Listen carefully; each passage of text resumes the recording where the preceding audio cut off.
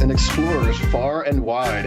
Welcome to Ask an Astrobiologist, the show that celebrates the science and the scientists involved in our quest to understand the nature of life. As always, I'm your host, Dr. Graham Lau, known online as the Cosmobiologist, and we are brought to you by the NASA Astrobiology Program and SaganNet.org. As always, we like to start our shows with a big shout out to those people who are interacting with our poll questions we ask about our guests and who come live in the chat to ask cool questions. We had a couple of cool comments on our poll for this show, and so we wanted to share Johnny Time and Mohit Sawania, who both had really awesome comments on our poll that I'll share a little bit later in the show related to pigmentation of exoplanets and our guest for this month. But thank you, Johnny. Thank you, Mohit. And thank you, everyone out there who watches Ask an Astrobiologist, who reaches out to me, who reaches out to our guests, just to be involved in the conversation about our place in the universe. Now, this month's episode is going to be pretty groovy for a lot of reasons. It's going to be a very colorful and epic episode. Joining me today is Dr. Lígia Coelho. Lígia is a current 51 Pegasi B Postdoctoral Fellow at Cornell University, originally from Portugal, where she earned her BS in biology and MS in microbiology and a PhD in bioengineering and astrobiology. Lígia originally focused in realms of biology and biomedicine, including things like cancer research and infections diagnoses, and has now taken her work in microbiology to extreme field environments where she explores how the colors of microbes in these unique places can help us to look for life in other places on Earth, in our solar system, and way beyond. We're so excited to have her join us for the show, so please join me in welcoming Lígia Coelho to the show. Lígia, welcome. Thank you. Thank you so much for having me. I was so glad to have you on the show. You and I had a chance to chat last year at AbSciCon, and I was like, oh, I'd love to have her on the show. And then you were interviewed by Aubrey Zirkle for SaganNet for one of our Astrobiology Revealed articles. And I was like, oh, man, I have to have her on the show. So I'm so glad you get to join us now. I love to start off with all of our guests just sharing kind of their journey, what I like to call their science origin story, to play on the superhero thing a little bit. You originally worked in this realm of microbiology and biomedical research, and then have transitioned into this mixture of kind of astrobiology-related microbiology and planetary science. I'd love to know what your origin story was that got you interested in science, interested in astrobiology, and doing the work that you do now. Yeah, well, as many of my fellow astrobiologists, the passion for space grew as I was growing up as well. I was always very passionate about the universe and all those questions. I remember, and that kind of freaked out my mom a bit. I remember being very small, like 4 or 5, and asking my mom, why is there anything out there at all?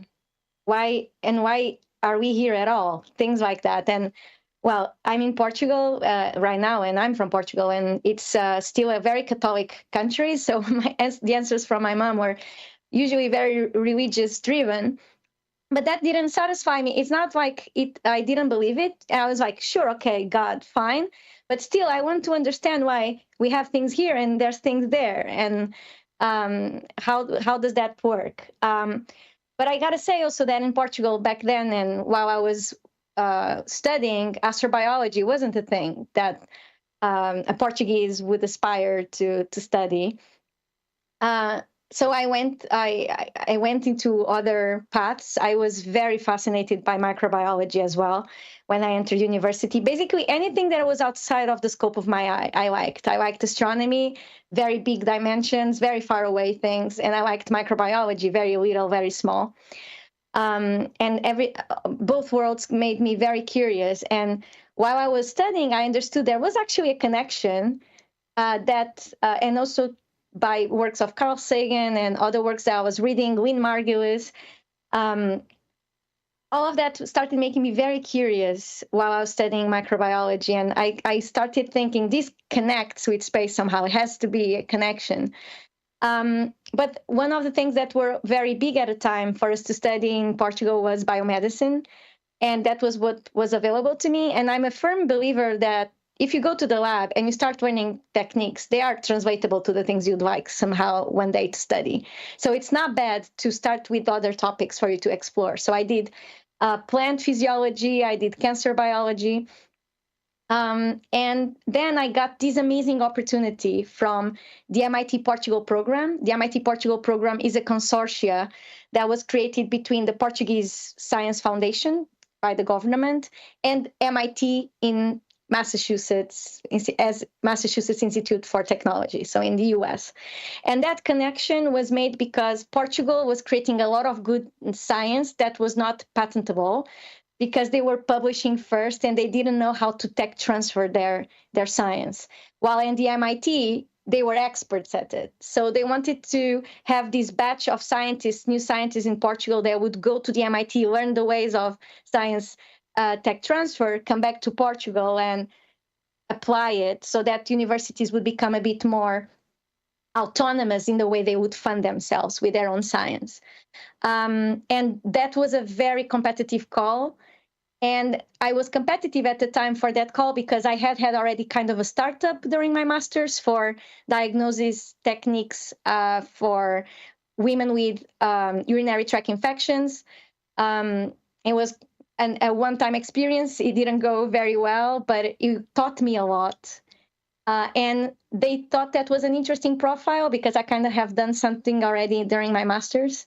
And they gave me the scholarship, and they were thinking that I was going to do this maybe startup for cancer research, maybe because of my profile. But the problem for them was that they put me in classrooms with all these kinds of entrepreneurs with very interesting ideas and very bold ways to do science and to think about things instead of the more academic type of professors.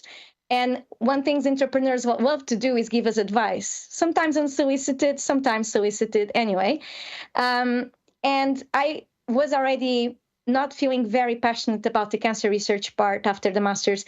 I believe in the mission 100%. That's why I tried it. But I felt I was kind of taking the place of someone that was really passionate about it. The kinds of questions that made me think about things in my shower or during laundry or whatever were different, were not the cancer-related ones. And so I knew already something was not right. And the thought of spending 4 more years studying cancer kind of made me a bit depressive, if I am to say honestly. So I talked to some of these entrepreneurs, and one of them said, "Do you have a passion?" And I said, "Yes, I have a passion." And he said, "Okay, nobody ever again is going to give you 4 years of funding with no agenda for you to pick whatever you'd like." Because one of the things the MIT implemented in this consortia was that, okay, you want to learn our ways? Okay, one of the things we do to our students is they don't come bound to any project, and they can explore and then pick their project. So Portugal kind of had to do the same thing.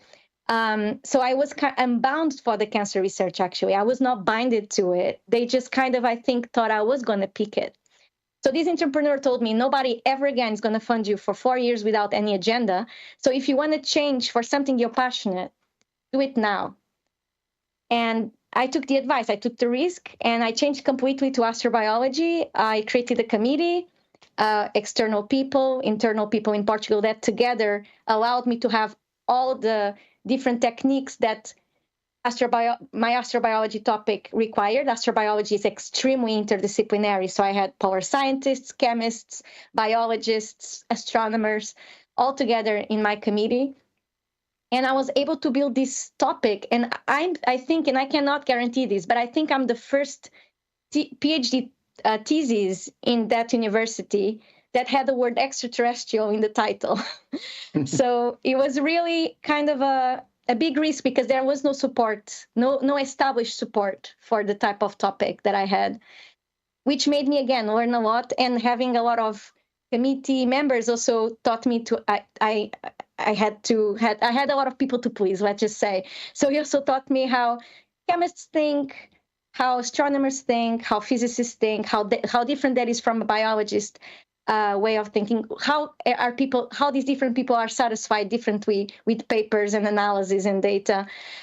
So that's how I came to astrobiology. So basically, I went from a biolab that it was focused on cancer cells from a cancer tissue lab kind of thing, 100% petri dish biologist, into the environment. My first task of my PhD was going to the Arctic. So I have never seen snow at that point. I had never worked in the environment at that point. Everything looked dirty to me because in a tissue lab, cancer lab, everything has to be mega sterilized. There's no concept of a community of microbes. There's no concept of everything counts. In a medical lab, everything is poop unless it's what you want to study. So my mind completely had to change, and I didn't lose what I had. It was just I had to kind of compartmentalize and use what it was required for different things and tasks and questions. And then I started loving the astronomy so much. It was already a passion when I was a child, so I couldn't help it. And the part that kind of pushed me more into in my astrobiology thesis was the astronomy part with the exoplanets. So then I got a postdoc at Cornell. Throughout all this, I also had an amazing mentor, Lisa Kaltenegger. She's an astronomer, but somehow she was able to advise and mentor a biologist into becoming a bioastronomer or something like that. And then at Cornell, I was able to take all the classes needed for the astronomy part of my work. And that's the place where I continue to work, and very happily. That's awesome. We have not had Lisa on the show yet. We should at some point. She's wonderful as well. But there's so much to unpack here, and I'd love to just start. I often share with young students, one of my key pieces of advice for those who are interested in astrobiology is that you have to think like a generalist and a specialist. Many of us have to come generally with some knowledge from astrophysics and biology and chemistry and geology and oceanographic and atmospheric science and philosophy and all these different realms, but we also all specialize in a few specific places. I've been fortunate myself to do Arctic research.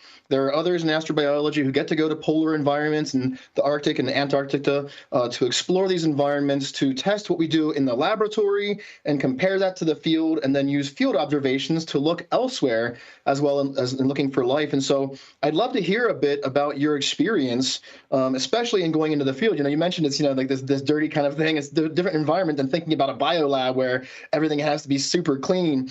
One reason I chose geology for my PhD in the long run is just to be outside. I love being outdoors, and I know a lot of folks who've done the same because they wanted to go do research in cool places. And for you to see snow for the first time, going to do your field work in a very remote Arctic environment, it must have been just staggering for you to have this experience. And so I'd love to hear more about your experience going into the field and applying microbiology as a field researcher. You know how you can put all your knowledge and growth in a plot, and then you have those stagnant points, and then you have those points where you kind of go straight up. And it was one of those points where in a couple of days, I grew as a person and I learned so much as a scientist. And I was happy at every single moment. And then I learned that I love snow, which is kind of that, Frozen Olaf, the snowman that loves the sun in summer. I'm kind of the opposite. I'm the Mediterranean that loves the snow, even though I was not built for it. My biopigments are not built for it, but here I am. I loved every single second of it. I loved the landscape, the peace. I loved the wonder of everything I was looking at and being completely new and thinking, oh my God, how is there this amount of microbes in here? How am I actually seeing the algae in the ice? How is this possible? It was, I think, one of the best moments of my career and life as well. Yeah. But I completely agree with you. Is an astrobiologist is exactly that. He's a specialist with no fear of being generalist. And I think I would add a bit to that, if you allow me, and no fear to feel dumb. Because if you're talking with all these experts, and here I am, a biologist in an astronomy department, right? If you're afraid to make questions because you're going to sound dumb, it's not going to help you. And I'm comfortable with it. I'm comfortable with people thinking, here she is making these very basic questions. Because ultimately, if I get the answer, I know I can put it in this drawing that I'm making in my mind about the bigger picture of things, and that's okay. But then I'm also going to meet very kind people that are very eager to share their knowledge with me and ask questions about my work as well. And that's when beautiful joint work and collaborations come together. And astrobiology without collaboration does not exist. Field work without good collaborations does not exist. I actually have also a theory about field work. When we go to the lab and we start an experiment, the first thing we do is the question, science question, then the hypothesis. I think it's this, so then I'm going to do this and this and that. For field work, I think it's different. I think we have a science question, and then the second question is, who do we know? And where? Can I answer this in Greenland, or do I know someone in Svalbard, or do I actually have to go to Antarctica? Okay, maybe it has to be Antarctica. Then how does this change my first question? There needs to be some flexibility, also because in the lab we can repeat things as much as we want in a way. And in the field, we have to adapt our questions to the conditions of the field. We cannot be too stuck up to a question and to an hypothesis. We have to take whatever the environment give us, and we have to see the data as they are. And we don't have to agree with it, and we don't have to create a lot of. We shouldn't create a lot of preconceptions and a lot of expectations. We just have to respect what it is and take what is there. And that is very different from a lab researcher, especially coming from the biomedicine world. Yeah, absolutely. I love that you pointed out how collaboration is so important for us to go out and do these kinds of projects out in the field to learn more and work together. Astrobiology is very collaborative as a discipline. I'd like to just chat a little bit about your field experience. We were chatting before the show, and you had mentioned how you also learned how to ride a bike for the first time while you were at 79 degrees north in the Arctic at the age of 32. And I wonder if you can share that story for our audience, because I find it so cool and fun. Yeah, so I'm the Mediterranean that likes to go to the ice without knowing how to swim or how to ride a bike or even drive. So I don't have, I would say, a lot of the skills people would agree are necessary to do field work. And I would agree with them as well. But I'm too curious to not go. But I also never thought, okay, driving the car, maybe because of the snowmobiles, that's fine. But there's always someone driving, and you can always go on the back of someone. But then I would never think I actually needed to know how to ride a bike. Of all the skills I just presented to you that I don't know what to do, I never thought riding a bike would be the first one I had to learn to doing field work. So I went to Svalbard last summer, and I had everything prepared. It was actually the first field work excursion that I had to do a lot of the logistics myself. I had support from my collaborators, of course, but it was the first time I was the PI of a project. So I was quite, stressed with it. And at the end, I arrived to Ny-Ålesund with all my bags. Everything was there, more or less, minus some cases that the airlines missed. But okay, I had the plan B, C, and D. I had everything accounted for. And I was like, right, now, where is this location? Where is this... I'm missing the word, sorry. In the Arctic, you have tundra and you have the elevations, which are... There's some mountains, glaciers? Glaciers. Yeah. Here is the polar scientist forgetting the word glacier. That's totally fine. Anywho, yes, and I was like, where's the glacier? Let's go. I'm so excited to see the glacier. And they were like, yeah, sure. So this one, we need to go by bike. because there's no more ice, so there's no snowmobiles. So we have to actually either walk or ride a bike. But for this one specifically, we would rather ride a bike because there's actually a way already created by the station for us to be able to do that. And the station has bikes. And I was like, no, I don't know how to ride a bike.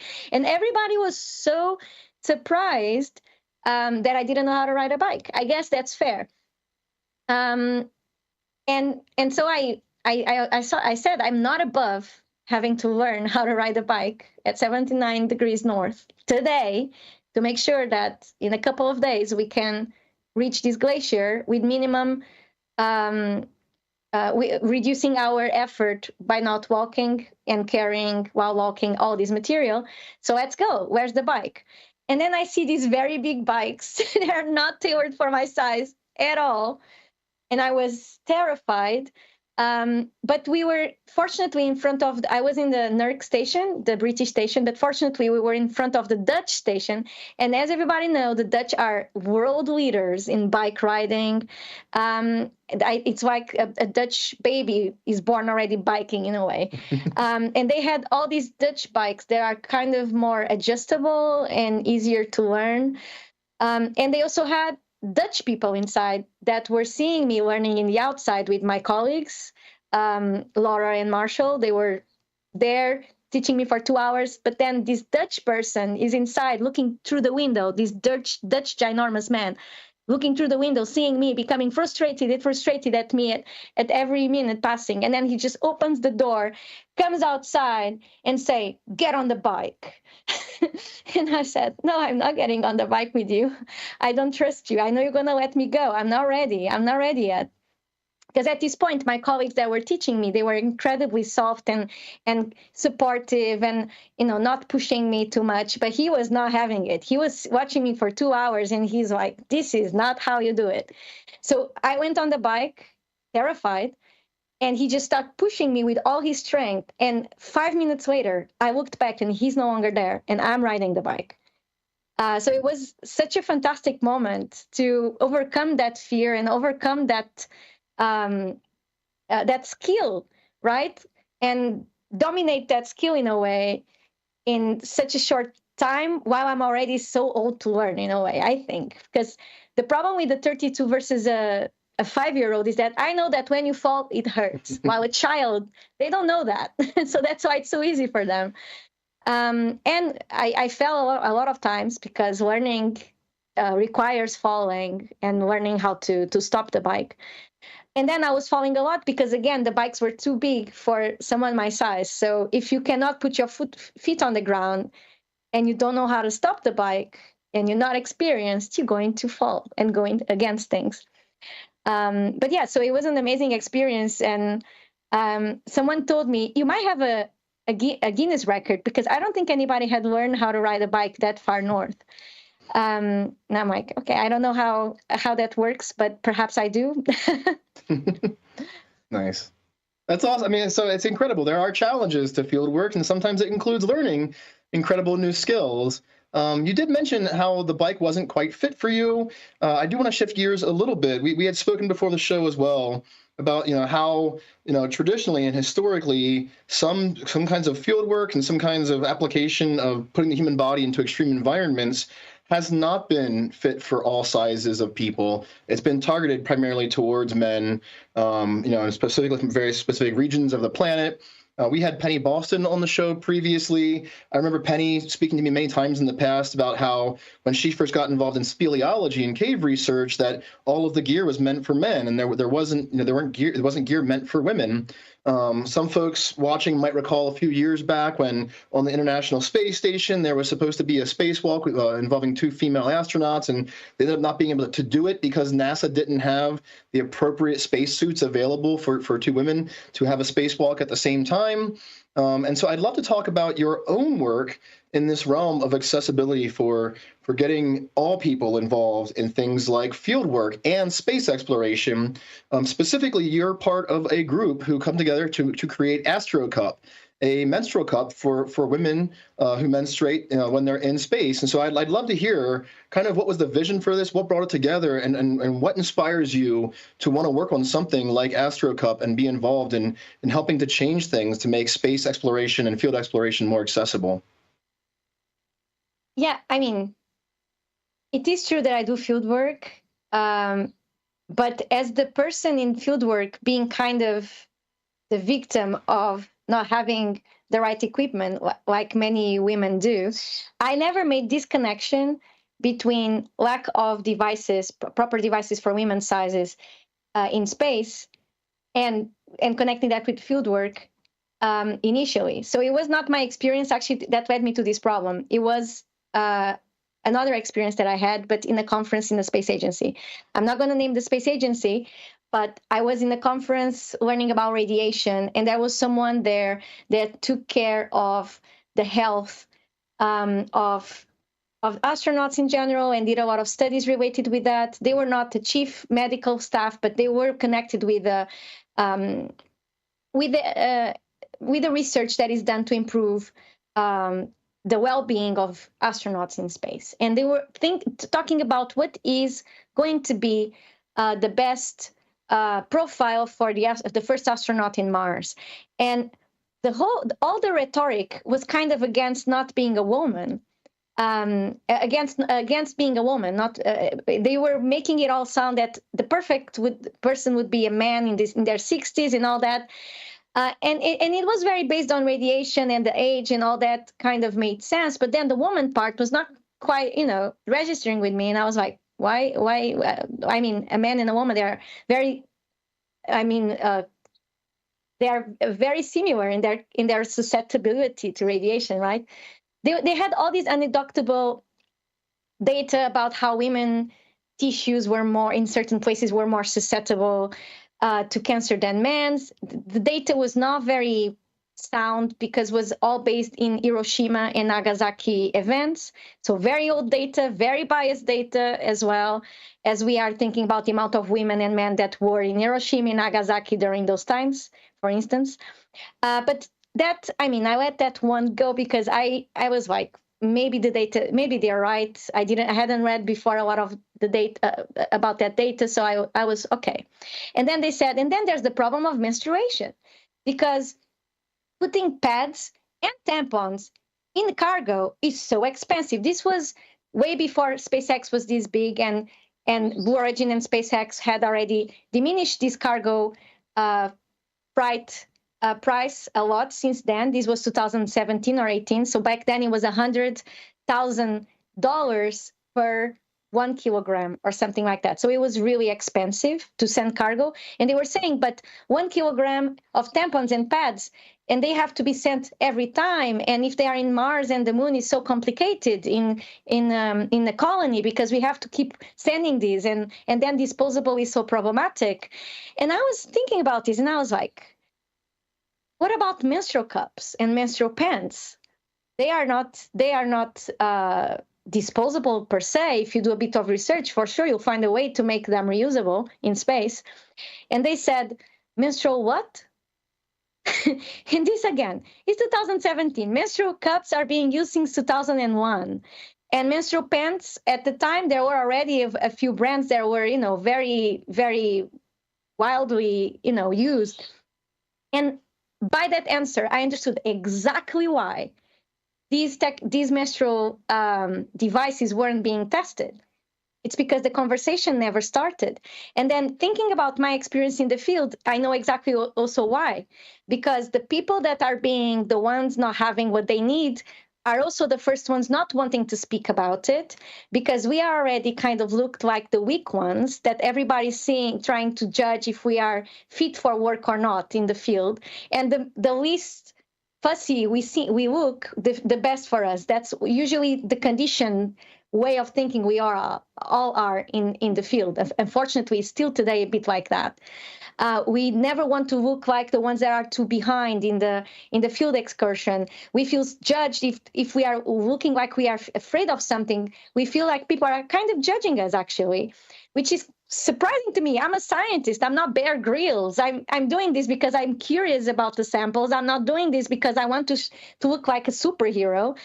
Anyway, with this said, I know I in my mind, it made a lot of sense that this was not a scientific problem. This was definitely not a technology problem. I mean, we are already developing robots to do surgery remotely with personalized medicine and AI in Mars. The robot arms already exist. And somehow we already have women in the ISS. We have nobody in Mars, but we have women in the ISS. And still, there's no solutions for them to have options to menstruate. They currently are not forced to menstruate, but the only option given is the 100 tampons, or they have the hormones injected in them. Again, I'm not saying the astronauts might not be happy with the injection to suppress the menstruation. Maybe they all want that. What I can guarantee is that that's not going to be the preferred option of every astronaut that is coming to start working, especially for colonies in the Moon and Mars, where they'll have to suppress their menstruation for 20 years or 30 years. And so I gathered and rallied this group of aerospace engineers in Portugal that I knew. They all were always looking for something to put inside rockets because they designed the rockets and they designed the payloads. And together with another colleague that is also an astrobiologist, Catarina Miranda, and now she's our SciComm as well because she then developed a lot of skills in that. We decided to put the first menstrual cups in a rocket to send it in a suborbital flight and show everyone that we actually don't need rocket science to have menstruation, because the menstrual cups obviously survived everything. We just need to repurpose the amazing work being done for women on Earth, kind of behind in time, but we're already getting some options, right? Repurpose it for space conditions and give women astronauts options. I'm not again saying the menstrual cup will be their preferred option, but what I can guarantee is that on everybody looking at me right now in this show, and women that are menstruating or that menstruate, we don't all use the same thing. I can guarantee this right now. I'm not going to say what I use, but I don't need to. I know they are thinking the same. I don't use what she uses maybe. And this is because we like options. We don't like being told what to use in these kind of things. So it is imperative that these options are given if we want a colony anywhere. Yeah, I love that so much. And it's very thoughtful, this idea of having options for female explorers in the future who are menstruating, especially like for Moon and Mars exploration. Some astronauts will be spending not just a few months or a couple of years, but many years in these new environments. And we're going to have to live as people in these new environments. So I'm so glad you're doing that work. I hope our audience will check out the AstroCup team and learn more about all of them and their amazing work. For timing's sake, I do want to shift. Yeah, go ahead. Can I just ask you a small question? That is actually true. And the contract for an astronaut in going for the colony in Mars for a man is not going to be the same contract for a woman, because if they continue to suppress the menstruation, the contract is, do you want to have your normal menstrual cycle ever again or not? Do you want to have a fertility eventually, or do you want to have kids eventually or not? And that is the question being asked to women, but not to men while going for a colony. And that, obviously, it's not fair. Yeah, I agree entirely. There should be equity in how we approach these things, but also while addressing our differences and similarities together. And so that is important for space exploration for all of us, and for field exploration, and for just living life in general. I think we could all do a much better job.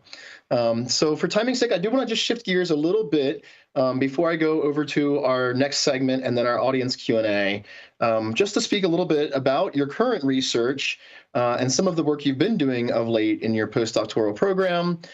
We put a poll out on YouTube before the show asking people of different colored planets, like yellow or orange or blue or purple planets, what kind of coloration of a world we might detect out there based on your current research. And roughly 50% said the answer was purple and enjoyed it. We also had some really great responses in the comments. But I'd love to hear from you kind of what you're doing in this realm of microbiology, looking at pigmentation and why there could be purple planets out there. Yeah, so and that's my day job, not the menstrual cup part. That's true. So we should definitely talk about that. So my work is on trying to constrain what sort of life we could detect possibly in the surface of an exoplanet. And in my point of view, that is better achieved if we look for biopigments. Biopigments is a biomolecule that all living things can produce. We produce melanin, for instance. And the reason why we produce it is to fight the stresses of our environment. So our melanin is for UV, to fight the photo-oxidation effects of UV in our body, and also cancer or any other things that can be created by extreme radiation. But in other organisms, it can be for them to have protection against desiccation, protection against lack of resources. Think of flamingos. The pinkest flamingo is the one that is luckier in the reproduction dance, right? So biopigments are here to help us survive. And also, they help us survive a lot of the things that I call the weather forecast in space, which is radiation, lack of resources, dryness, changes in temperature, and all this. They also have an amazing thing about them is that they are incredibly detectable with spectroscopy, which again, it's what we are always going to have and only going to have in these telescopes looking at exoplanets. For the icy moons and for solar system targets, we can invent these beautiful toys and machines that are going to be much more sensitive to detection of molecules. But for exoplanets, we are always going to be very far away, so we can only use spectroscopy. So whatever biology we are trying to find on an exoplanet through Earth's work, we're always going to have to translate all this amazing biology into just one language, which is spectroscopy. And biopigments do that extremely well. So what I've been doing, and I've been going to the field, getting all these colors of surfaces, and I've been bringing them to the lab and growing them and measuring their reflectance so that one day observers are going to have all the references needed to not miss any sign of a biopigment on the surface. I'm also creating these models that make it more easy for adapting to every type of telescope. So the idea is to not do as much of follow the water, but instead follow the color for the surface on an exoplanet with direct imaging. So I'm obviously talking about future telescopes, not James Webb, but future telescopes like the ELT, Extremely Large Telescope, which is an European effort that is going to have the first flight in 4 years. And I'm talking about the Habitable Worlds Observatory from NASA that is in the concept phase right now, and I'm being part of their meetings for surface biosignatures. Very cool. I'm going to just share a couple of questions from our audience that came in fairly early. Isitu Star had wanted to know how we can determine between like biological and abiotic reflectance spectra or absorption spectra when looking at exoplanets with these future telescopes, and maybe like the realm of possible pigmentation that we could be looking for from living things. So when we look at the spectra of these biopigments, we see a lot of specific features, ups and downs, step functions. One of the most known one is the vegetation red edge, which is this peak in 680 nanometers that is connected to chlorophyll A. And we can observe that from outside, from space, looking at our own planet, because we are so covered in it. And this actually connects with the second question that was made about what type of pigments can we look for, and I forgot to answer that. So on another planet, we shouldn't just focus on the green. We should focus on all these pigments that can be connected to different environments. So if you think about an environment with a lot of red energy, so heat, infrared light instead of visible light like our planet, we should look for purple bacteria or purple biopigments. Or bacterial chlorophylls that are connected with these purple bacteria, which are actually biopigments that are peaking in the infrared instead of the visible, like the vegetation red edge that I just explained. So instead of 680 nanometers, they will have this beautiful feature at 1,000 nanometers, sorry, in the infrared. And then that changes completely the models with the atmospheres overlapped and everything. So people are actually using the wrong model for a life at the surface for these planets around stars that give more of this red energy. And by the way, these are the most abundant stars in our galaxy. So in terms of numbers and detection capacity, those are the best targets. And we were using green instead of purple. And then if you take this as an example, just think about all the colors that we are missing in this catalog of planets and potential planets. We already did the catalog of life in ice, showing 80 different colors that are possible in icy worlds and icy exoplanets. But also we are showing these purple planets that could be around them stars, but also early Earths. Earth before oxygenic photosynthesis, the green photosynthesis, had an oxygenic photosynthesis, which is this purple photosynthesis. So maybe Earth was purple before cyanobacteria took over. So maybe an alien looking at early Earth should have had the purple signature in their model to detect life on Earth, not the green one. So this is what we have to think about. Maybe we shouldn't have only the green one either when we're looking at their early Earth. And then you can think of black planets for radiation with melanin. You can think about all things. There's over 1,000 different biopigments. We cannot and should not have them all measured. What we should is have biologists on the table, narrowing down the options, and telling you how to make more biologically informed exoplanet surface models.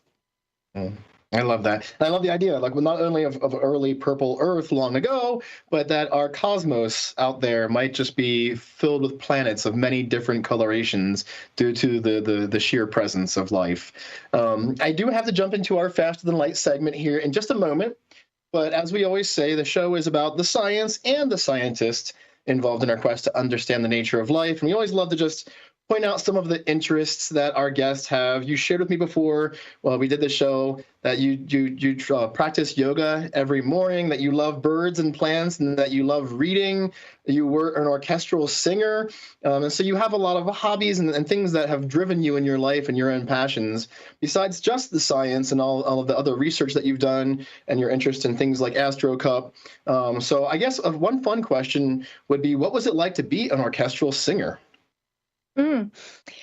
I loved it. I think music, it's just one of the most pure pleasures we can have from nature and from civilization, maybe. But there's music outside of humans, to be honest. Maybe we shouldn't claim that. And it's one of my biggest passions. I don't think I'm alone in this. I know a lot of astrobiologists, astronomers, biologists, geologists, you name it, scientists that are connected to music still today and give concerts and everything. And I think one of the best things was that sometimes science can be kind of an isolate work. So if you're writing your PhD thesis, you're in your bedroom. I wrote it all in this bedroom, actually, in my baby girl's bedroom before I moved out. And then making sure that I would have to get out of the house every Friday to do practice and actually connect with other human beings that have different works, different jobs, different lives, but we were all connected together, doing the same, looking at the conductor and understanding the same language and speaking the same language. It was amazing for my mental health and for me as a human to always be cheerful and happy and connected to the arts. Yeah, absolutely. I mean, I play guitar. I've been playing since I was 5 years old. I think most astrobiologists have some passion in art and creativity, including music. So for timing's sake, I do have to jump to our Faster Than Light segment. This is the segment where we ask the same questions of all of our guests who've joined us on Ask an Astrobiologist, just to gauge this realm of understanding of what it means to be human, asking these big questions. And so my first question for you is, what is your favorite thing that life on Earth does? I think it's a really close call between photosynthesis and music. I don't think I can pick. I mean, without photosynthesis, we couldn't do music. So if we go by that, I would pick photosynthesis. But I heard someone once say, and I'm not very religious or believer of or many other things, but I heard someone say, music is proof that God exists. And although I don't believe in God per se, I would say that I completely understand what that person was saying. It feels like a miracle that we are able to do such harmonious things with sound and with air, actually. Yeah, absolutely. There's this beautiful, like, awe and wonder experience that happens when we share music and sound and art together. It really is beautiful and moving. Okay, my next question If you could communicate with any non-human organism on Earth, what would it be and what would you want to talk about? I would definitely go to those purple sulfur bacteria and ask, look, was Earth purple or not? Just let me know what was the color of early Earth. That would be very helpful. That's a good one. I like that. It'd be really cool for your research too, like just to talk to the bacteria and ask them how things have been. Yeah. I love that. And so for myself, I'm a huge sci-fi nerd. I play video games. I love watching movies, especially like sci-fi horror films is my thing. I'm curious from your standpoint, what stories have inspired you to want to learn more about life in the universe? One funny thing about space for me is that reality is so exciting that I never really felt the need to go into the sci-fi part, especially as a kid. Now I do enjoy. I have right here Andy Ver, Project Hail Mary right here, and I do enjoy now a bit more of sci-fi. I just watched Star Wars for the first time a few months ago. Do not judge me. Do not judge me. I did enjoy it. It took me a while to get there, but I did enjoy it. But it's to say that as a kid, I never felt attracted to sci-fi. Actually, I was attracted to the real deal of things that were already discovered, the real science books, let's say, and that already, took me everywhere in my imagination. I can tell you that I know that I started liking space because my dad would tell me stories about the moon, everything. Then I started wanting to go to the moon. My mom started buying me books to dissuade me from going to the moon because Laika died. She said, do not go like the dog. And then I was like, what? A dog went to space? Tell me more. So all these things really nurtured my curiosity. And they were all just real facts or things we thought were facts, but are no longer holding actually. And then as, time grew and I grew up, I started touching a bit on the sci-fi, but that was not the thing that took me to space. I mean, so no judgment. I'm glad you finally watched. I'm feeling it. Because like Star Wars is absolutely incredible. It inspired me as a young child, but I was kind of the same too. I love documentaries. There was one that came on a television channel in the U.S. called TLC. I'm not sure if it was international or not back in the 90s. It was. It was called Solar Empire, and it was hosted by Michael Dorn, who was an actor in Star Trek. And I remember watching that as a young person, and I was like, oh my gosh, I'm so inspired to like go to Mars and go explore space. And so sometimes I wonder in my own career if I could restart it, if maybe I should have been a filmmaker or been more involved in creating documentaries. And so another question for you is, if you could go back and visit yourself at the start of your career, what advice would you give yourself? Do not be afraid to stand up for yourself. I think a lot of young scientists are afraid to speak up, to defend themselves when injustice strikes or when people bully you, because we are afraid that that might cost our career. If I speak up, it's going to cost my career. And I can tell you that what I feel more bad about when I look at the past is the times I didn't speak up. I regret them. And I don't think they will deter you from your career per se. Standing up for yourself gives you a lot of power actually over your career. And you don't have to be rude. You don't have to be violent. You just have to say, no, that's not true. That's not fair. And for me, that makes me the next day, the next year, the next 10 years actually look back and think, okay, I feel good about what happened because I did what I could do to prevent any sort of abuse against me. So I would say to my young self, don't be afraid to stand up for yourself, because eventually you will learn that's the only way actually to go in this career. And you're going to see that the world keeps spinning. There's no actually big problem, and you're going to regret not having started earlier to do so. Yeah, absolutely. Yeah, we don't want to face the regret. We need to be active for ourselves. And I am hopeful that we can find some way to be more compassionate and empathetical in the future and create better systems where people do feel more able to speak up for themselves or to speak up for each other. It is very important. That excites me about our possible futures. But what is something that excites you about the future? Well, I can tell you that one of the things that's been exciting me a lot lately is as I'm starting to teach my first lectures, the feeling that I might be in the room with the person that is going to find life somewhere. And the fact, or the group of people, it's not going to be a person, it's going to be a team, right? Let's destroy that hero, Nobel for 3 people concept. It's not like that, right? But the fact that I may be actually inspiring or giving some important information to the person or the group of people that are going to look at data one day or through the lens of a telescope and find life, it's really exciting for me. Thinking that the next generation is actually maybe the one that is going to do it, and we are being part of giving them tools for that. Yeah, absolutely. I love that so much. There's so much to hope for the future. And I feel that too. When I speak to these young students from around the world who have so much passion, they want to change things. And even though I'm still hopeful that I can be involved in large collaborations that do really awesome things, it is really exciting just to think of what we're passing on to that next generation of explorers. I do mainly theoretical work. So I know I'm never going to be the one looking through the telescope, right? And it might be actually someone in archival data that is going to find life. That's also possible. I'm not too attached to the idea it's going to be me or I'm going to be part of it, or I would also love to be alive to see it. And maybe I will. Maybe I'm just going to be the one doing all the hard work in the lab or the hard work in the observation. So I know it's going to be someone younger than me at that point. And it's exciting to think we are also part of it in a way, because we are giving them all the information we learned until now. And that's really, really inspiring to me. Yeah, absolutely. I have one more question in our Faster Than Light segment, and it's the really fun one for most people. What is an unbelievable science fact that still blows your mind?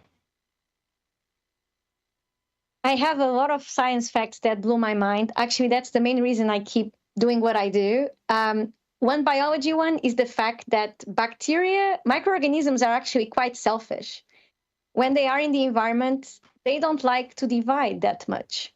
And that is why we see a big difference between how much bacteria grows in a plate in our lab and how much bacteria actually is on the environment. And that is an important thing if you're trying to find life in the surface of an exoplanet, obviously. But if you just look at the biology of it, if you really learn how they actually prefer to exchange DNA more laterally with viruses, is an interesting thing how their behavior changes when they are out of the environment. Another amazing thing for me is the fact that we have a lot of hot Jupiters. So we think of Jupiter as this planet that is far away from the sun, and it's cold, and it's a gaseous cold planet. But in other solar systems, these Jupiters actually migrate towards closer to the star, and they become hot Jupiters, and their chemistry completely changes because of the temperature and the differences in temperature. And those are actually the ones we are more acquainted with, because they are the easier to observe. We are not sure if they are more abundant than the other Jupiters. That's an open question still, but it blows my mind. And finally, I can just say another thing that blows my mind is also about exoplanets, and it's about microlensing. There's this technique to find exoplanets, which is finding an exoplanet you can't see around the star you can't see, because there's light coming a star you don't care that is being bent by this conjugation of star and exoplanet. You'll never be able to characterize the exoplanet, but you can detect they are there. And they are everything's completely invisible to you. So this is microlensing, and it really blows my mind. The other day, I was I was learning about a new planet and a new system that were detected through microlensing. And I went to my office. I sat down. A colleague just passed by, and I said, "I'm going to change fields. I'm going to study microlensing now." And they said, "You do remember that you started as a biologist and that you cannot actually see anything in these exoplanets." And I'm like, "Yeah, that's true." But I don't know. They're super, super, super fun to think about. Yeah.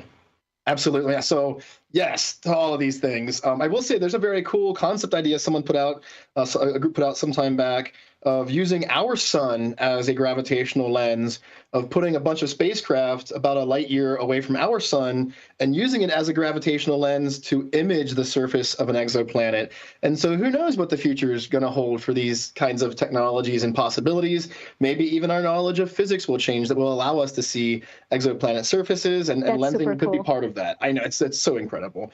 I am going to jump to our audience questions here with this little bit of time we have left. Just to respect your time that we have here. I think, it's always fun seeing what the audience brings in for their own questions based on our guests' past experiences, current research, interest, and things like that. One of our audience members, Nabila Anis Binti Yahaya, wants to know, based on your past research or your past work in biomedicine and cancer research, what you think of advancements towards actually curing cancer. And I think I'll add on to that the relationship of understanding something like cancer growth in humans and other animals, and how that relates to our knowledge of astrobiology and life.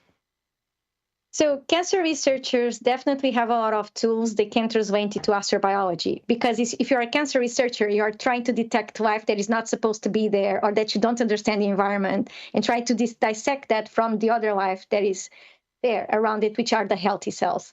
So there's a lot of translational tools, and that's why I was able to shift, because I was detecting life, and now I'm detecting life. So it's kind of just different life.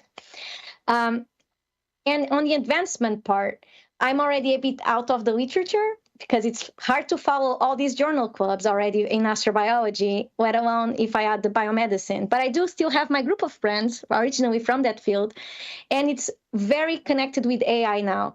AI to see if the drugs are going to take an effect or not. If not, they can adjust the drugs, or or actually decide not to put the patient through a very painful therapy regime.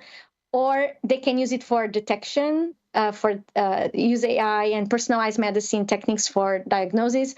Or it's also a lot based on preventative medicine nowadays. But preventative medicine is not something all countries invest equally yet. And a lot of the preventative medicine is actually eating well, doing exercise, doing a lot of diagnosis tests, as time is passing, to make sure you catch things early. And so the path for cancer is, again, multidisciplinary. It's a multi-path. Cancer is not all the same disease. In every organ is a different disease. And it requires all these three fronts. And again, AI and machine learning are kind of revolutionizing everything. And the idea is that in 10, 15 years, we are not going to go to the hospital at all for a lot of these things. We are just going to be able to personalize medicine at home. Yeah. I love that. And AI is changing so much in many fields. And astrobiology is certainly a realm of human studies where there's a lot of applications of machine learning and artificial intelligence for automation of our spacecraft. Isatu Sar had another question for how you see AI playing a role in interpreting like vast spectral databases of pigments, and how that might apply to things like using future telescopes. Do you see AI changing how databases are built, how they're interpreted and looked through for looking for life out there? Definitely. So one of the features of biopigments is that they have a lot of different signatures in just one spectra. It's very limiting to have just a human eye looking at them, in my opinion. I think actually a lot of the data I'm producing, it will be for AI. It's not going to be for not the human to try to see where a peak is and trying to overlap it. It's very limiting doing it like that. You need a more powerful tool, a tool that actually sees patterns and try to find patterns in ways that we are not going to find it, and try to simulate and try to predict patterns based on previous information. So I think a lot not only is going to be needed, but I think we are actually creating a lot of data that is appropriate for the way AI works. Yeah, it's incredible.